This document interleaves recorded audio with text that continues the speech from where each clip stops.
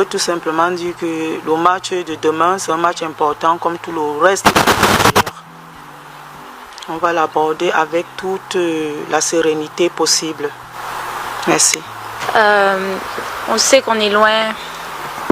On est loin du Cameroun, mais on a quand même beaucoup de supporters qui sont là pour nous supporter.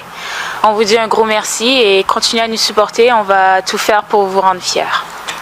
Les amis, bonsoir. Avant de vous laisser suivre la conférence de presse d'avant-match de nos Lions, je vais d'abord vous parler de cette vidéo introductive. Samuel Eto'o-Fils était invité par le ministre d'État en charge de l'enseignement supérieur. Le président de l'Africafoot était donc présent pour l'ouverture des Jeux universitaires à Ebolova. Nous allons passer sur ce communiqué relatif à la décision du jury d'appel de la CAF qui annule les sanctions prononcées contre lui, c'est-à-dire Samuel Eto'o, à la suite du match Cameroun contre Maroc à la CAN 2025. Le président de l'Africafoot est ainsi blanchi de cette affaire et n'est plus concerné par la suspension de 4 matchs ni par l'amende de 20 000 $. Samuel Eto'o a encore gagné une autre fois. Les amis, nous allons lire très rapidement ce communiqué.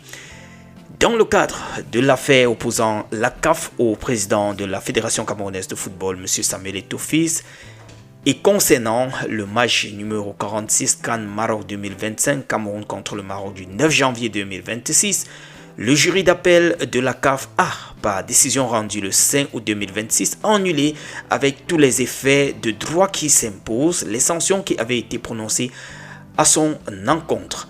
Il convient de préciser que le jury disciplinaire de la CAF, statuant en premier ressort, avait déclaré M. Eto'o-Fils coupable d'avoir violé le principe de loyauté, d'intégrité et d'esprit sportif consacré par l'article numéro 2 alinéa 3 des statuts de la CAF et l'article 82 du code disciplinaire et avait en conséquence prononcé à son encontre une interdiction de stade portant sur les 4 matchs prochains